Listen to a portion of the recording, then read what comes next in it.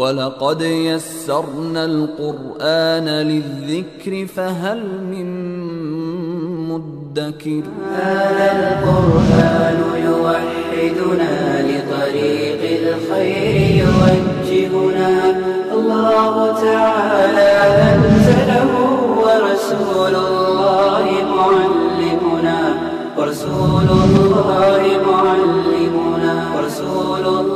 نحمده ونصلي على رسوله الكريم اما بعد فاعوذ بالله من الشیطان الرجیم بسم اللہ الرحمن الرحیم 15ویں سپارے کا آغاز سورہ بنی اسرائیل سے ہوتا ہے۔ سورہ بنی اسرائیل مکی سورت ہے اور اس سورہ مبارکہ کے آغاز میں آپ صلی اللہ علیہ وسلم کے سفر معراج کی طرف اشارہ کیا گیا اور فرمایا کہ سبحان الذی اسری بعبدہ لیلا من المسجد الحرام الى المسجد الاقصى الذي باركنا حوله لنريه من آیاتنا انه هو السمیع البصیر، کہ پاک ہے وہ ذات جو اپنے بندے کو راتوں رات لے گئی مسجد حرام سے مسجد اقصی تک۔ تو آپ صلی اللہ علیہ وسلم کے سفر معراج کے دو حصے ہیں۔ پہلا حصہ مسجد حرام سے مسجد اقصی تک اور پھر دوسرا حصہ مسجد اقصی سے 7 آسمانوں اور جنت اور جہنم کی سیر آپ صلی اللہ علیہ وسلم کو کرائی گئی۔ تو اس سورہ مبارکہ کے آغاز میں پہلے حصے کی طرف اشارہ فرمایا اور اس کے بعد بنی اسرائیل کا تذکرہ فرمایا کہ بنی اسرائیل کو کہا گیا کہ وہ 2 مرتبہ زمین میں فساد کریں گے اور پھر 2 مرتبہ ان کے فساد کی ان کو سزا ملے گی۔ تو پہلی مرتبہ جب انہوں نے اللہ کے ایک نیک اور برگزیدہ پیغمبر حضرت شایع علیہ السلام کو نعوذ باللہ شہید کر دیا تو ان کے اوپر بخت نصر کو اللہ نے مسلط کیا، جس نے ان کے مردوں کو قتل کر دیا، ان کی عورتوں کو بانیاں بنا دیا اور ان کی مقدس مذہبی کتاب تورات کو جلا ڈالا اور ان کی بستیوں کو تہہ و بالا کر دیا۔ اور پھر دوسری مرتبہ جب انہوں نے زمین میں فساد پھیلانے کی کوشش کی اور اللہ کے 2 برگزیدہ پیغمبروں حضرت زکریا علیہ السلام اور حضرت یحییٰ علیہ السلام کو شہید کیا، تو پھر ان کے اوپر عذاب آیا اور بابل کا ایک بادشاہ ان کے اوپر مسلط ہوا، جس نے ان کی بستیوں کو تہس نہس کر کے رکھ دیا اور ان کے مردوں کو قتل کیا اور بڑے پیمانے پہ قتل و غارت گری ہوئی اور خون بہا۔ اس کے بعد جب یہود نے دوبارہ آپ صلی اللہ علیہ وسلم کے زمانے میں اہل مدینہ کے ساتھ بدعہدی کی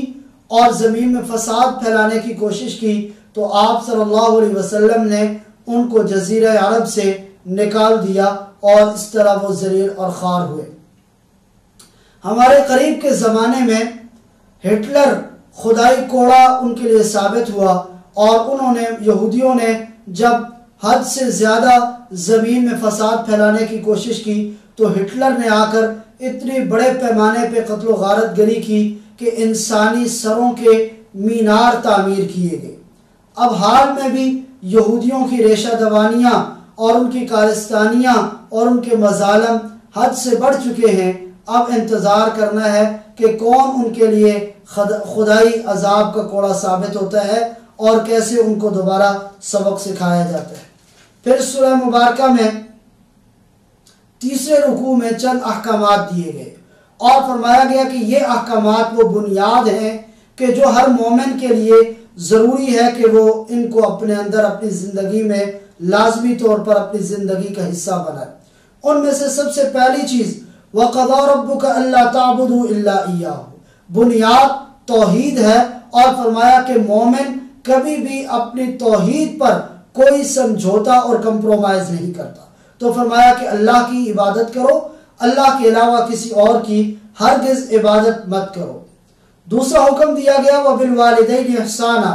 اپنے والدین کے ساتھ اچھا سلوک کرو، اما یبلغن عندک الکبر احدہما او کلاہما فلا تقل لہما اف ولا تنہرہما وقل لہما قولا کریما، کہ والدین اگر ان میں سے کوئی ایک یا دونوں بڑھاپے کو پہنچ جائیں اور وہ تمہیں کسی بات کے اوپر ڈانٹیں، سخت سست کہیں، تو اس کے جواب میں ولا تنہرہما، ان کو ہرگز مت جھڑکو، وقل لہما قولا کریما، اور ان کے ساتھ نرمی کے ساتھ بات کرو، اچھے انداز میں گفتگو کرو اور ان کا دل مت دکھاؤ۔ اور آگے ارشاد فرمایا وآت ذی القربى حقہ، اپنے رشتہ داروں کو ان کا حق ادا کرو، والمسکین وابن السبیل، اور مسکینوں اور مسافروں کے اوپر خرچ کرو، لیکن ولا تبذر تبذیرا، اسراف مت کرو، اس لیے ان المبذرین کانوا اخوان الشیاطین، کہ مبذرین حد سے زیادہ خرچ کرنے والے وہ شیطان کے بھائی ہیں۔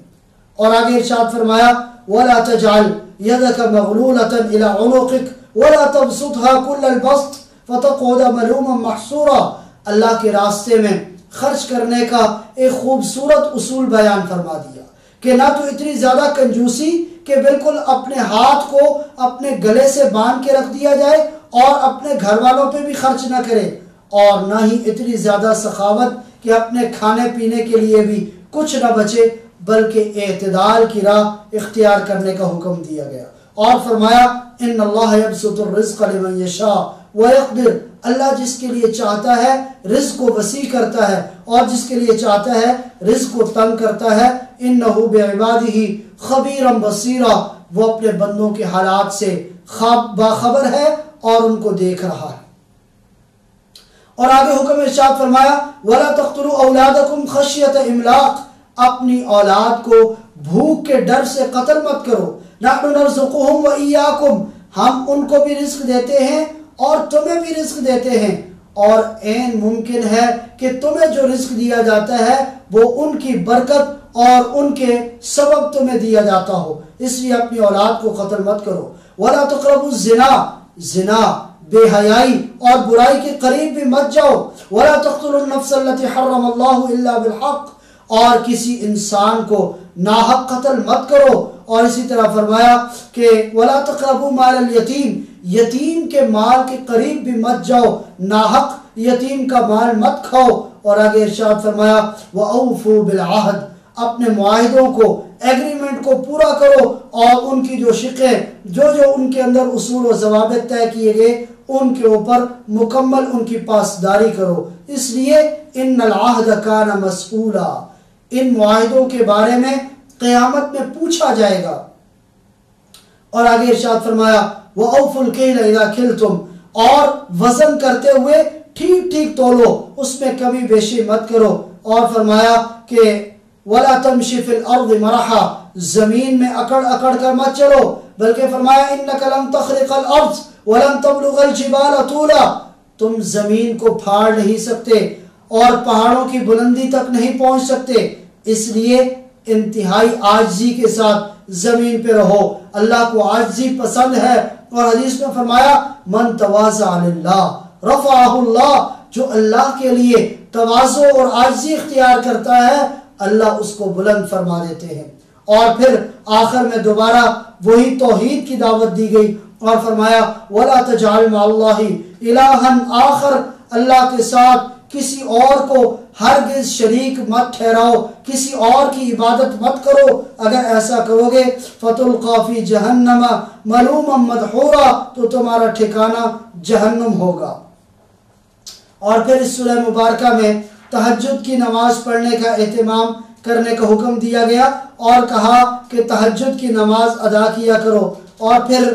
آخر میں اس سورہ مبارکہ میں آپ صلی اللہ علیہ وسلم کے بارے میں ارشاد فرمایا وَمَا أَرْسَلْنَاكَ إِلَّا مُبَشِّرًا وَنَذِيرًا، ہم نے آپ کو خوشخبری سنانے والا اور ڈرانے والا بنا کر بھیجا ہے، آپ اپنی امت کے لوگوں کو جنت کی خوشخبری بھی سناتے ہیں اور انہیں جہنم سے ڈراتے بھی ہیں۔ اس کے بعد سورۃ الکہف ہے۔ سورۃ الکہف یہ مکی سورت ہے اور اس میں اصحاب الکہف کا واقعہ ذکر کیا گیا، اس لیے اس سورہ مبارکہ کا نام سورۃ الکہف رکھا گیا۔ مفسرین نے لکھا ہے کہ سورہ کہف میں بنیادی طور پر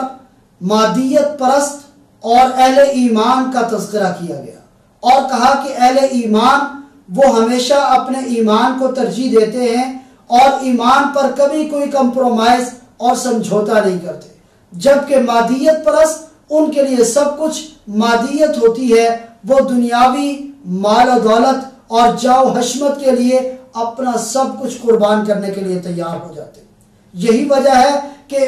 دجال وہ مادیت کا سب سے بڑا نمائندہ ہوگا، اور حدیث مبارکہ میں آتا ہے کہ جو شخص اس سورہ مبارکہ کی آخری آیات کی تلاوت کا اہتمام کرے گا وہ دجال کے فتنے سے محفوظ رہے گا۔ تو اس لیے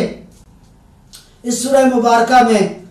اللہ رب العزت نے اصحاب الکہف کا واقعہ ذکر کیا۔ یہ وہ چند نوجوان تھے کہ جو اپنے بادشاہ کے سامنے انہوں نے کلمہ حق بلند کیا۔ اس زمانے کا جو بادشاہ تھا اس کا طریقہ یہ تھا کہ وہ اپنے مخالفین اور اپنی بات نہ ماننے والوں کے اوپر تشدد کرتا تھا اور ان کو قتل کر دیا کرتا تھا، اور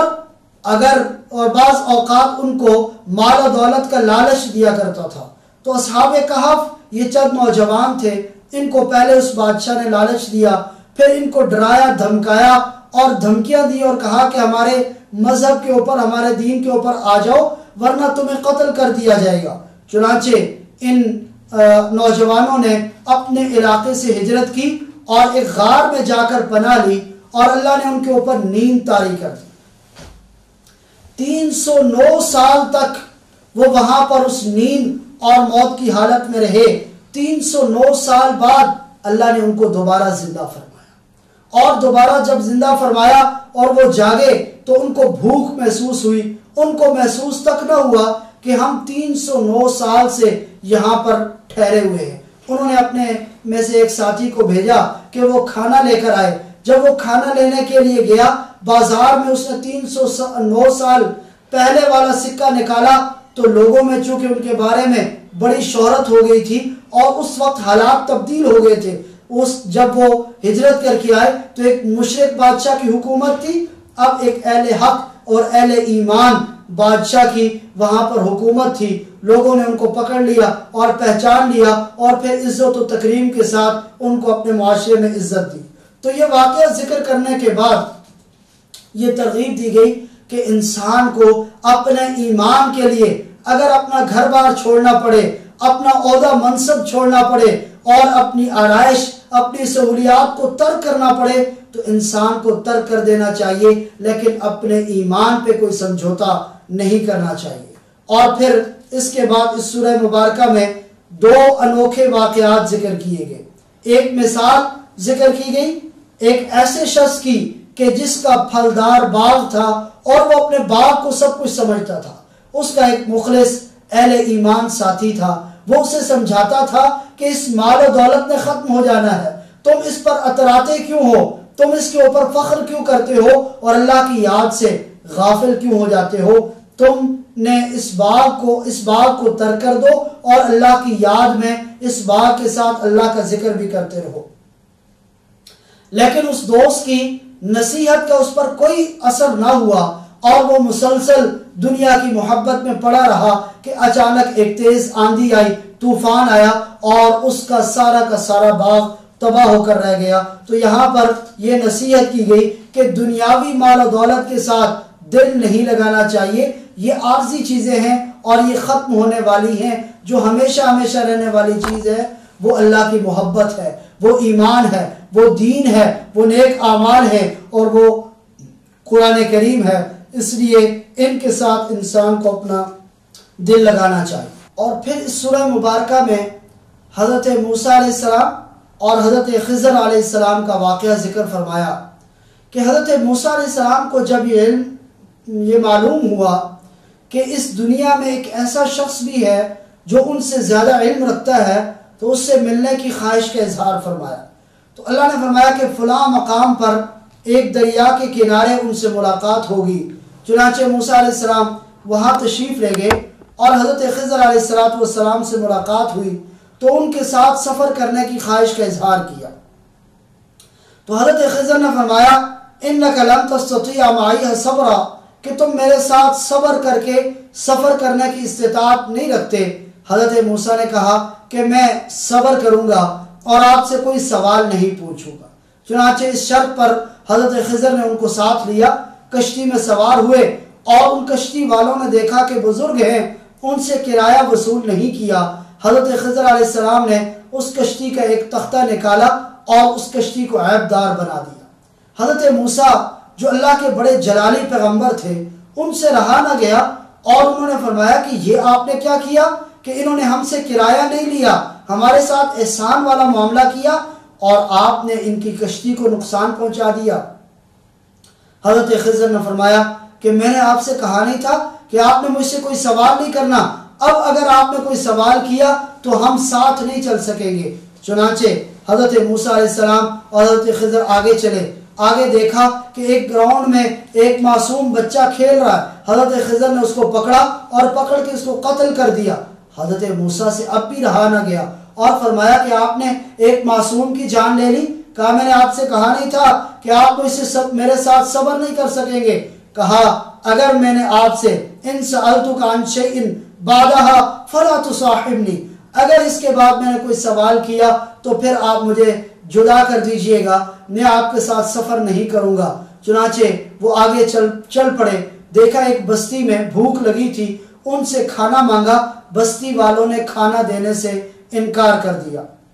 اسی بستی میں ایک دیوار ٹیڑھی ہوئی تھی جو گرنے کے قریب تھی۔ حضرت خضر علیہ السلام نے اس دیوار کی تعمیر نو شروع کر دی اور اس کو تعمیر کرنا شروع کر دیا۔ حضرت موسیٰ سے پھر بھی رہا نہ گیا اور فرمایا کہ یہ آپ نے عجیب حرکت کی کہ یہ ان بستی والوں نے ہمیں کھانا تک نہیں دیا اور آپ کو ان سے اتنی ہمدردی کہ ان کی دیوار تعمیر کر رہے ہیں۔ حضرت خضر علیہ السلام نے فرمایا ھذا فراق بینی و بینک و بینک، کہ یہ میرے اور تمہارے درمیان جدائی کا مرحلہ آ چکا ہے۔ اب میں ان تینوں چیزوں کی حکمتیں بھی بیان کرتا ہوں۔ سب سے پہلے جو کشتی کو میں نے عیب دار کیا وہ اس لیے کہ ان کے آگے ایک ظالم بادشاہ تھا جو صحیح سالم کشتی کو اپنے قبضے میں لے لیتا تھا، تو یہ غریب لوگوں کی کشتی تھی، میں نے اس لیے اس کے اندر عیب پیدا کیا تاکہ وہ ظالم بادشاہ سے بچ سکے۔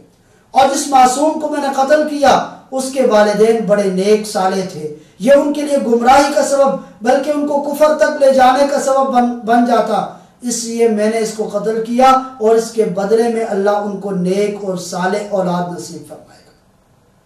اور تیسرا جو دیوار میں تعمیر کر رہا ہوں یہ 2 یتیم بچوں کی دیوار ہے جن کے والدین بڑے نیک اور صالح تھے اور انہوں نے اس دیوار کے نیچے ان کے لیے خزانہ رکھا ہے، تو میں اس لیے تعمیر کر رہا ہوں تاکہ لوگ وہ خزانہ نہ نکال لیں اور ان یتیم بچوں کو ان کا خزانہ مل سکے۔ تو یہ تینوں واقعات ذکر کرنے کے بعد یہ ترغیب دی گئی کہ بسا اوقات ظاہراً انسان کچھ اور دیکھتا ہے لیکن اس میں اللہ کی کئی حکمتیں، کئی راز پوشیدہ ہوتے ہیں، اس لیے ان ظاہری اسباب کو دیکھ کر انسان کو اپنا زاویہ نگاہ اس طرف نہیں رکھنا چاہیے بلکہ اللہ کی ذات پر اعتماد اور یقین رکھنا چاہیے، اور اللہ کی طرف سے جو حالات انسان کے لیے بنتے ہیں وہ ہمیشہ اس کے فائدے کے لیے ہوتے ہیں۔ اور پھر یہاں ذوالقرنین کا تذکرہ کیا گیا جنہوں نے مشرق اور مغرب تک کا سفر کیا اور وہاں پر ایک قوم کو پایا کہ جو یاجوج ماجوج کے ظلم و ستم کا شکار تھے، انہوں نے ان کے کہنے پر اس کے سامنے ایک سیسا پلائی ہوئی دیوار کھڑی کر دی اور وہ قوم یاجوج ماجوج کے مظالم سے بچ گئی۔ اور پھر اس سورہ مبارکہ کے آخر میں دوبارہ توحید کی دعوت دی گئی اور کہا گیا افحسب الذین کفروا ان یتخذوا عبادی من دونی اولیاء انا اعتدنا جہنم للکافرین نزلا، جو میرے ساتھ اور چیزوں کو شریک کرتے ہیں اور کسی اور کی عبادت کرتے ہیں ان کا ٹھکانہ جہنم ہے اور جس میں وہ ہمیشہ ہمیشہ رہیں گے۔ اور پھر آگے اللہ کی عظمت کو بیان کیا گیا اور فرمایا میرے محبوب آپ کہہ دیجئے لو کان البحر مدادا لکلمات ربی لنفد البحر قبل ان تنفد کلمات ربی ولو جئنا بمثلہ مددا، اگر روئے زمین پر جتنے سمندر ہیں یہ سیاہی بن جائیں، کائنات پر جتنے درخت ہیں یہ کلموں کی صورت اختیار کر جائیں اور انسان کو طویل عمر دے دی جائے، ساری کائنات کے انسان لگ جائیں، اللہ کی عظمت اور بڑائی کو لکھنا شروع کر دیں، یہ سیاہی خشک ہو جائے گی، یہ کلمیں ٹوٹ پڑیں گی، انسانوں کی عمریں ختم ہو جائیں گی، لیکن اللہ کی عظمت اور اللہ کی بڑائی کبھی ختم نہیں ہوگی۔ اس پر اس سورہ مبارکہ کا اختتام کیا گیا۔ اللہ سے دعا ہے کہ وہ ہمیں اپنی عظمت کو سمجھنے کی توفیق عطا فرمائے اور ہمیں قرآن کریم کی تعلیمات پر عمل پیرا ہونے کی توفیق عطا فرمائے۔ وآخر دعوانا ان الحمد للہ رب العالمین۔ وَلَقَدْ يَسَّرْنَا الْقُرْآنَ لِلذِّكْرِ فَهَلْ مِن مُدَّكِرٍ هذا القرآن يوحدنا لطريق الخير يوجهنا الله تعالى أنزله ورسول الله معلمنا